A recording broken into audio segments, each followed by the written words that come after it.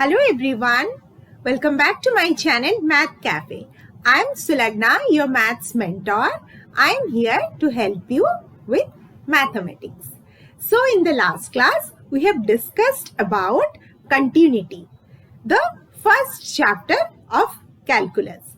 So जो last class में हमने वो continuity का जर्नी स्टार्ट किया था, उसी को आगे बढ़ाते हैं सेकेंड वीडियो में, continuity 2 में. सो जर्नी को शुरू करने से पहले वीडियो को लाइक कीजिए और चैनल को सब्सक्राइब कीजिए and press the bell icon so that you will get all the notification.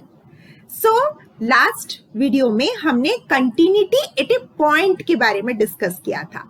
आज हम कंटिन्यूटी एट एन इंटरवल के बारे में डिस्कस करेंगे और अलजेब्रा ऑफ कंटिन्यूटी क्या है उसके बारे में जानेंगे. So let's begin with continuity in an open interval. आप सबको पता है एक ओपन इंटरवल होता है, इसे हम बोलते हैं ओपन इंटरवल, और एक क्लोज्ड इंटरवल होता है, इसे हम बोलते हैं क्लोज्ड इंटरवल. दोनों में डिफरेंस क्या है? ओपन में ए और बी इंक्लूडेड नहीं होते हैं और यहाँ पर क्लोज्ड में both A and B, that means end point and starting point both are included in a closed interval, but in open interval the starting point and end point both are not included. So let's move to our continuity. Open interval में function कब continuous होगा? A function fx is said to be continuous in an open interval AB if fx is continuous at each and every point of AB. That means वो starting से लेके end तक हर point में continuous होना जरूरी है, but A और B में continuous हो ये जरूरी नहीं है. तो हम एक नंबर ले लेंगे C, जबकि C belongs to A and B, मतलब ये A और B के बीच में C क्या है?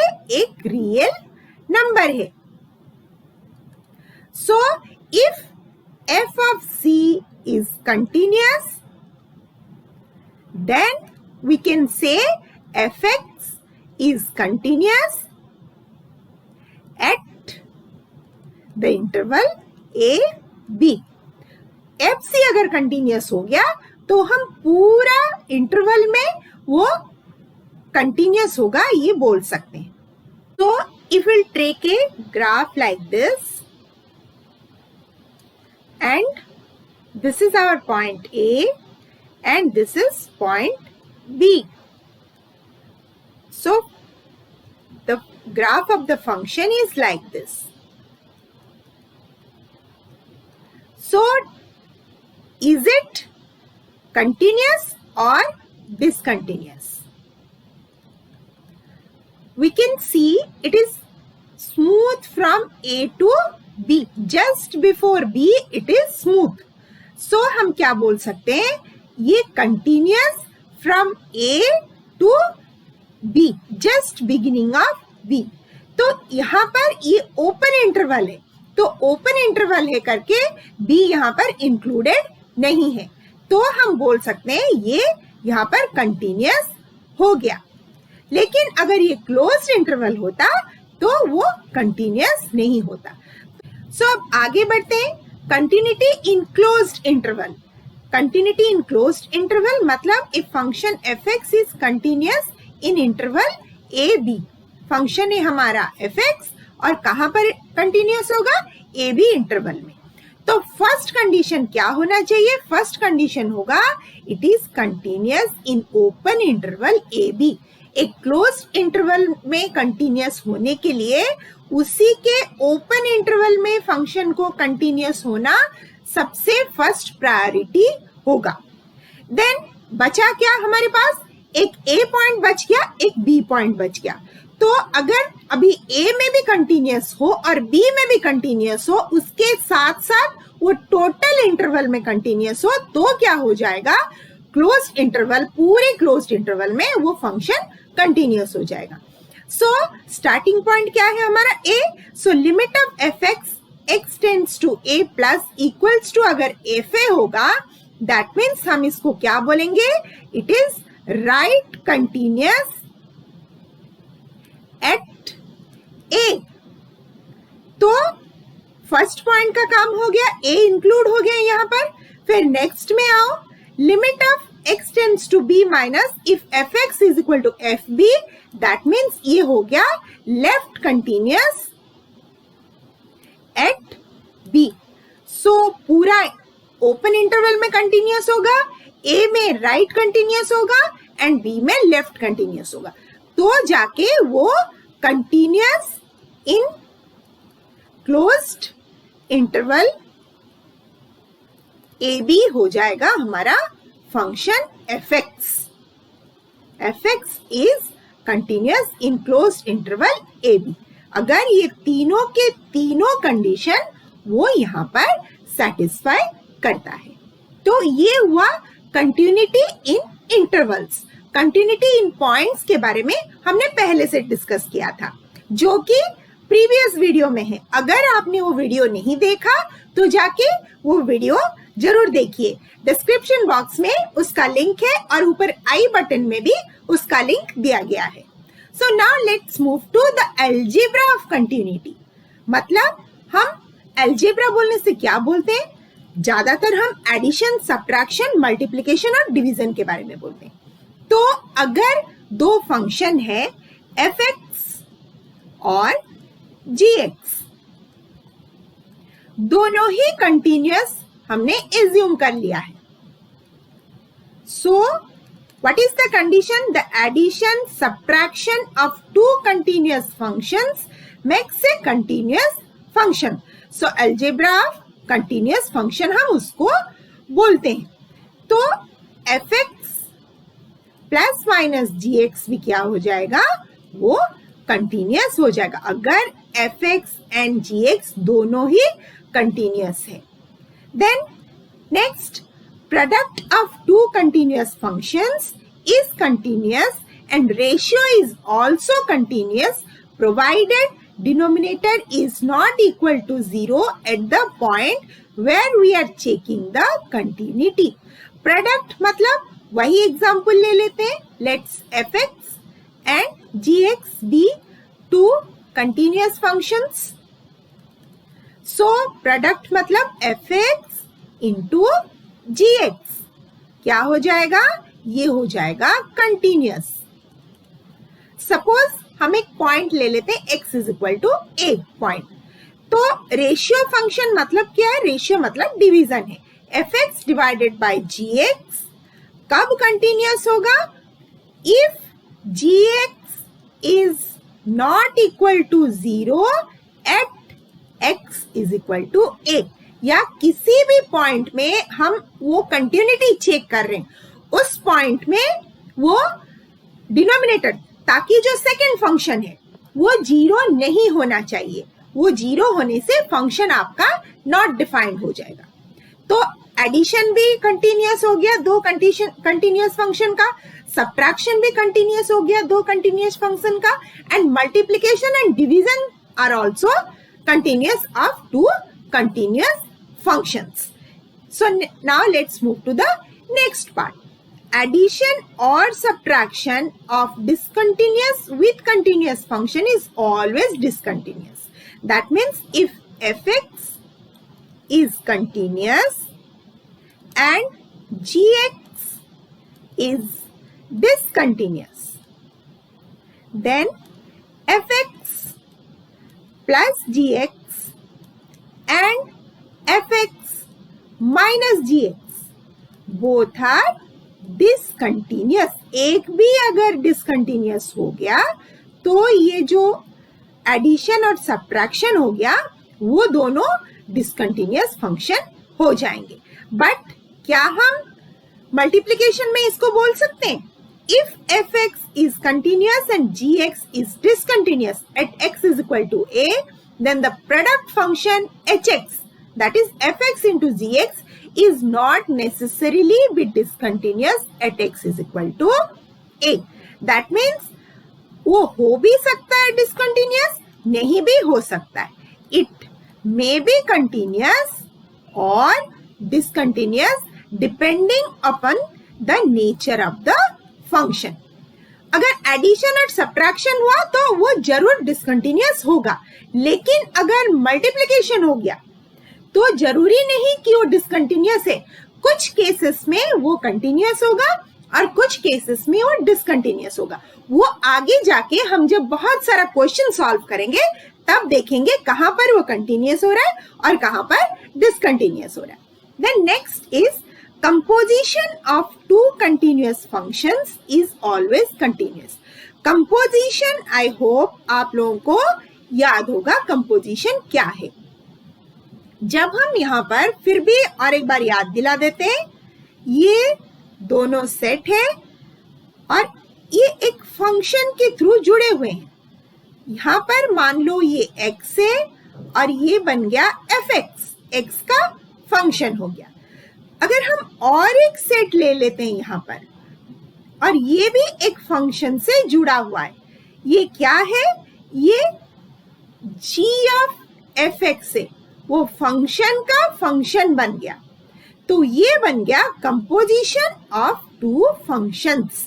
That means if fx is equal to sin x and gx is equal to root x, तो हमारा f ऑफ gx कितना हो जाएगा, it will be sine root x. But g of fx क्या होगा, g ऑफ fx हो जाएगा root over of sine x. So g of fx is not equals to f of gx, जो आप लोगों ने पहले भी पढ़ा है. तो composition of two continuous function is always continuous. तो हम क्या बोल सकते हैं, अगर f x कंटिन्यूअस है और g x कंटिन्यूअस है, then fog x, that means f of gx भी कंटिन्यूअस है and g of x, that means g of fx भी कंटिन्यूअस है. दोनों कंटिन्यूअस हो जाएंगे अगर दोनों कंटिन्यूअस फंक्शन के कंपोजिशन हुए तो. Now let's move to the next part, points to remember. कौन कौन से फंक्शन हम देख के ही बोल सकते हैं डायरेक्टली कंटिन्यूअस होंगे. जब वो आइडेंटिटी फंक्शन होगा एंड कांस्टेंट फंक्शन होगा, ये हर जगह सेम होगा, तो हम बोल सकते हैं ये कंटिन्यूअस हो जाएगा. Then every polynomial function is continuous at every point of the real line. That means अगर कोई function a0 x to the power n plus a1 x to the power n minus 1 ऐसे करके plus a n है, this equals to 0, ये हो गया हमारा polynomial. ये सारे coefficients और specially a0 should not be equal to 0. तो ये से फंक्शन, इस टाइप के फंक्शन क्या होंगे, हमेशा ये कंटिन्यूअस होंगे. कोई भी पॉइंट ले लो, अगर वो एक रियल नंबर है तो कंटिन्यूअस होगा ही होगा. Then next is every rational function is continuous at every point where its denominator is different from 0. The thing is, do you know what is rational function? क्या आपको पता है रैशनल फंक्शन क्या है? रैशनल फंक्शन, रैशनल नंबर तो पता है आपको. रैशनल फंक्शन है hx. अगर एक रैशनल फंक्शन हुआ then this is fx by gx. और ये fx gx क्या है, ये ऊपर एक पॉलिनोमियल है और नीचे भी gx भी एक पॉलिनोमियल है. Suppose x plus 2 divided by x square plus 1, ये हो गया एक रैशनल फंक्शन. ये कब कंटिन्यूअस होता है, जब दोनों ही कंटिन्यूअस होते हैं fx और gx and gx should not be equal to 0. कहां पर x जितना होगा, x इज इक्वल टू मान लो c, अगर हम c में उसका कंटिन्यूटी चेक कर रहे हैं तो उस जगह में वो हो जाएगा, वो तब क्या हो जाएगा, तब फंक्शन हमारा डिफाइन ही नहीं होगा अगर gx 0 हो गया। तो दोनों अगर कंटिन्यूअस है तो रैशनल फंक्शन जो hx वो बन जाएगा continuous. Then next is all logarithmic functions, all exponential functions, all trigonometric functions, all inverse circular functions जो है उसको हमने इनवर्स ट्रिगो फंक्शन को सर्कुलर फंक्शन यहाँ पर लिखा गया है। And modulus function are continuous in their domain, अपने अपने डोमेन में ये सारे logarithmic, exponential, trigonometric, inverse, modulus function सब कंटिन्यूअस होते हैं। तो सबका डोमेन क्या है वो आपको याद रखना ज्यादा जरूरी है। लॉगरिथमिक फंक्शन अगर ले लो, what is the domain of logarithmic function? From 0 to infinity is the domain of logarithmic function। तो हमेशा क्या होगा, ग्रेटर देन 0 होगा, कोई भी x इज ग्रेटर देन 0 अगर हम लॉगरिथमिक फंक्शन में उसको ले रहे हैं। और एक्सपोनेंशियल फंक्शन में क्या होगा, x belongs to r, x हमेशा एक रियल नंबर ही रहेगा। देन ट्रिगोनोमेट्रिक फंक्शन में हमने सबका डोमेन और रेंज, और इनवर्स ट्रिगोनोमेट्रिक फंक्शन में भी सबका डोमेन और रेंज हम पहले से पढ़े हुए। तो उस जगह में सिर्फ और सिर्फ डोमेन में वो कंटिन्यूअस होंगे, अगर हम बाहर हटे वहां से तो हम बोल नहीं सकते। सो लास्ट वीडियो में हमने कंटिन्यूटी एट ए पॉइंट के बारे में पढ़ा था, और आज हमने कंटिन्यूटी एट एन इंटरवल के बारे में पढ़ा, और क्या क्या हम अलजेब्रिक ऑपरेशन कर सकते हैं कंटिन्यूअस फंक्शन में उसके बारे में पढ़ा, और कौन से फंक्शन कंटिन्यूअस है और कौन से फंक्शन कंटिन्यूअस नहीं है उसके बारे में भी पढ़ा। तो अभी कुछ क्वेश्चन सॉल्व करते हैं ताकि इससे आपको समझने में और भी आसानी हो जाएगी। So let's start. Is the function defined by fx is equal to x square minus sin x plus 5 is continuous at x is equal to pi? तो फंक्शन क्या है, fx is equal to x square minus sin x plus 5। अगर हम x square plus 5 को एक साथ ले आए और sin x को इधर ले जाए तो ये हो गया एक पॉलिनोमियल फंक्शन और ये हो गया एक ट्रिगोनोमेट्रिक फंक्शन। तो ये हमेशा कंटिन्यूअस है और ये भी कंटिन्यूअस है, तो हम यहां से सीधा बोल सकते हैं ये एक कंटिन्यूअस फंक्शन है। बट अगर हमें पूरा सॉल्व करने के लिए दिया जाएगा तो हम क्या करेंगे, ऑब्जेक्टिव टाइप क्वेश्चन है, हम सीधा उसको ऐसे देख के चेक कर सकते हैं। तो हमें जो पहले से जो मेथड बताया गया है, क्या बताया गया है, यहाँ फंक्शन डिफाइंड हो पा रहा है कि नहीं देखते हैं। At X is equal to pi, तो पहले हम क्या करेंगे, F of pi is equal to pi square minus sine pi plus 5। तो ये कितना हो गया, ये 0 हो गया। So this is pi square plus 5।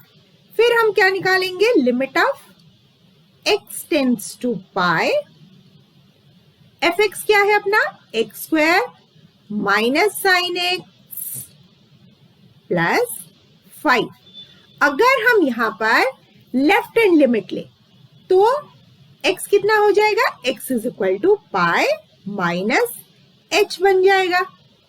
तो लेफ्ट हैंड लिमिट अगर हम निकाल रहे हैं, कितना बन रहा है left hand limit, h tends to 0, x square minus x की जगह हम क्या लिखेंगे, x की जगह हम डायरेक्ट लिख सकते हैं यहां पर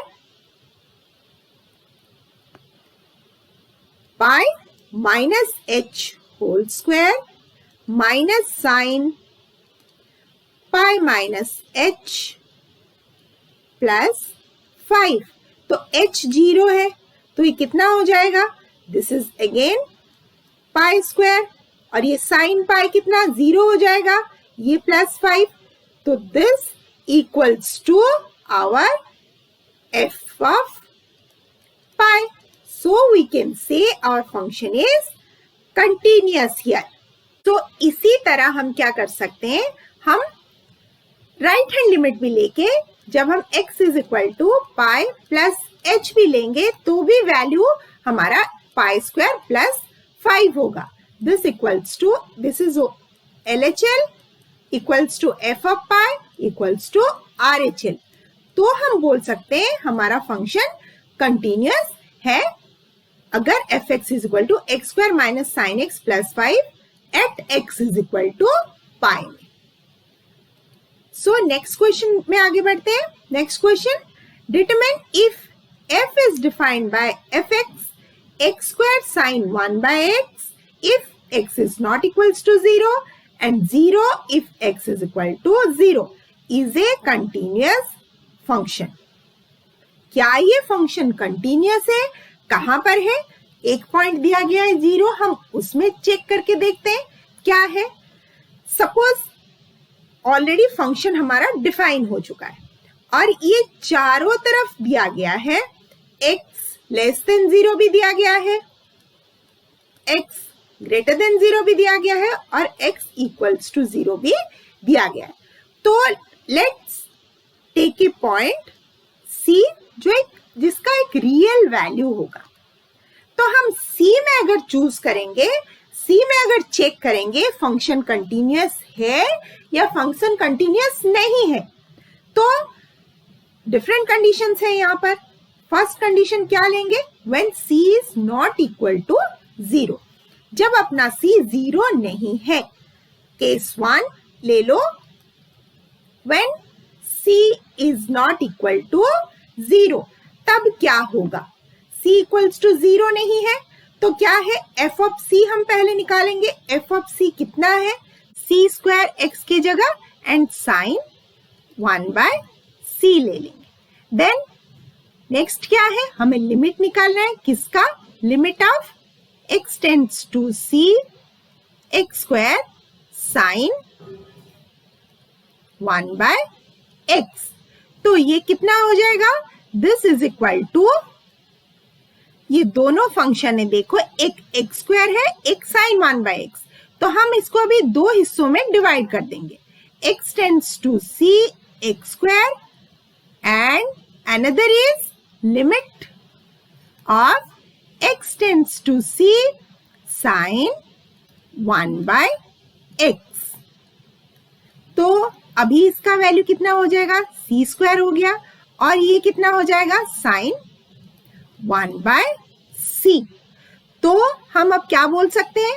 fx, this is equals to fx limit of fx at x tends to C is equal to FC. So our point C एक रियल पॉइंट है. So fx is continuous at every point except 0, क्योंकि हमने अभी 0 में check नहीं किया है. तो बाकी सारे पॉइंट में C क्या हुआ? C बाकी सारे पॉइंट में हमारा फंक्शन कंटिन्यूअस हो गया. That means every point when x is not equals to 0. तो आगे क्या होगा? 0 में क्या होगा? चलो उसे देखते हैं. So when c is equal to 0, यहां पर क्या होगा? f of c is equal to f of x. That means fx 0 कब है? जब x इज इक्वल टू 0 हो गया. So f of c equals to 0. Then limit of fx when x tends to 0, हम क्या, x tends to 0 है, हम उसको क्या बोलेंगे? Limit of x square sine 1 by x. ये टेंड्स टू ए इक्वल नहीं है when x tends to 0. हम और एक चीज जानते हैं, ये जो साइन 1 बाय x है वो बिटवीन -1 to 1 में रहता है. So -1 is less than equal to sine 1 by x is less than equal to 1. अगर हम यहाँ पर दोनों जगह x स्क्वायर मल्टीप्लाई करेंगे, तीनों जगह, फर्स्ट सेकेंड थर्ड, तो ये क्या हो जाएगा? -x square is less than equal to x square sine 1 by x less than equal to x square.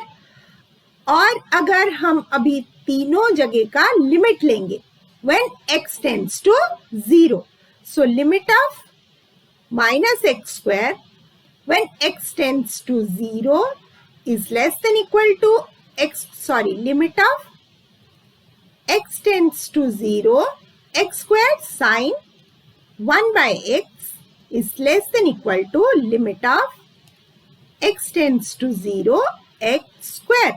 तो ये अपना कितना बन गया, अभी ये हो जाएगा लिमिट ऑफ एक्स स्क्वायर, अगर एक्स 0 है कितना है 0, less than equal to limit of x tends to 0, x square sine 1 by x less than equal to 0। तो 0 से लेके 0 के बीच में है, इसका मतलब क्या है, implies that limit of x tends to 0, x square sin 1 by x equals to 0, क्योंकि यहां पर भी इक्वल है और यहां पर भी इक्वल है, और 0 से बड़ा है 0 से छोटा है, इसका मतलब क्या है, वो 0 ही है। तो ये जितना है f of c भी उतना ही है, this equals to f of c। तो हम क्या बोल सकते हैं, इसी तरह से हम ये 0 माइनस में हमने लिया और 0 x टेंड्स टू 0 प्लस करके भी हम इसको प्रूफ कर सकते हैं। तो तीनों इक्वल है, तो इसका मतलब क्या हो गया, इसका मतलब अपना फंक्शन जो है continuous at x is equal to 0, x में वो continuous, x is equal to 0 में वो कंटिन्यूअस बन गया। आई होप ये वाला क्वेश्चन आपको समझ में आया होगा। ये एक इंपॉर्टेंट क्वेश्चन है, अगर आपको समझ में नहीं आया है तो आप नीचे कमेंट करके बता सकते हैं। मैं और एक बार कोशिश करूंगी और इजी वे में आपको समझाने की। अभी नेक्स्ट क्वेश्चन की तरफ आगे बढ़ते हैं। नेक्स्ट क्वेश्चन में क्या है, F X is equal to K cos X pi minus 2x if X is not equals to pi by 2 and 3 if x is equal to pi by 2 at x equals to pi by 2 क्या है, ये function continuous दे दिया है, हमें क्या करना है, k का वैल्यू निकलना है। ऑलरेडी गिवन दैट ये function is continuous at x is equal to pi by 2, we have to find out the value of k here। तो pi by 2 में fx का वैल्यू दिया गया है, so fx is already defined, so f of pi by 2 is equal to 3, it is given। then क्या है, ये जो fx is equal to k cos x pi minus 2x, ये कब है, ये जब x is not equals to pi by 2 है। तो अगर हम लेफ्ट हैंड लिमिट या राइट हैंड लिमिट निकाल के देख सकते हैं उसको, तो लेफ्ट हैंड लिमिट के लिए हम क्या करेंगे, let x is equal to pi by 2 minus h ले लेते हैं। So limit of h tends to 0, k cos pi by 2 minus h divided by pi minus 2 into pi by 2 minus h हो गया। ये कंटिन्यूअस है, और continuous है मतलब इसका वैल्यू ऑलरेडी कितना है, इसका वैल्यू 3 दे दिया गया है, लेकिन इसको हमें अभी सिंप्लीफाई करना पड़ेगा। तो उसको हम कैसे सिंप्लीफाई करेंगे, cos pi by 2 minus h कितना है, हमें पता है वो है sin h। So this is equal to limit of h tends to 0, k sin h this divided by pi minus 2 into pi by 2, तो ये भी pi हो गया, so pi minus pi plus 2h, तो pi pi कैंसिल हो गया, तो k sin h by 2h रह गया। अगर हम इसको अभी ऐसे लिखेंगे, k by 2 limit of h tends to 0 sin h by h, और हमें ऑलरेडी पता है इसका वैल्यू कितना होता है, दिस इक्वल्स टू 1। हम लास्ट ईयर क्लास 11th में ये ऑलरेडी प्रूव कर चुके हैं। So this is equal to k by 2 into 1, so this is equal to k by 2। और इसका वैल्यू क्या है, ऑलरेडी 3 दिया गया है क्योंकि ये कंटिन्यूअस फंक्शन है। तो जो लेफ्ट हैंड लिमिट है वो f ऑफ a के साथ सेम होगा। इस तरह से अगर आप राइट हैंड लिमिट भी चाहो तो निकाल सकते हो, x is equal to pi by 2 plus h करके। So k by 2 equals to 3, that means k is equal to 6। इस टाइप के क्वेश्चंस आपको जरूर k का वैल्यू निकालना, एक ना एक क्वेश्चन तो मिलेगा ही मिलेगा। Find the value of k, ये fx चेंज हो सकता है बट ये k का वैल्यू निकालने वाला हर साल ऐसे क्वेश्चन जरूर आते हैं। तो आज हमने 3 डिफरेंट टाइप के क्वेश्चन किए। सो मुझे लग रहा है कि आप लोगों को ये तीनों क्वेश्चन समझ में आया होगा। अगर आपको वीडियो पसंद आया है तो प्लीज इसको लाइक कीजिए और चैनल को सब्सक्राइब कीजिए। इसमें आपको बहुत सारा प्रैक्टिस की जरूरत है, बार बार वीडियो को देखिए और समझने की कोशिश कीजिए। अगर समझ में नहीं आ रहा है फिर भी उसको पॉज कीजिए, बैक जाइए, देखिए और समझने की कोशिश कीजिए और खूब सारा क्वेश्चन सॉल्व कीजिए। हम आगे आने वाले वीडियो में ढेर सारे क्वेश्चंस कंटिन्यूटी के ऊपर बेस्ड क्वेश्चन सॉल्व करेंगे। So don't waste your time, time is really precious, work hard and keep studying.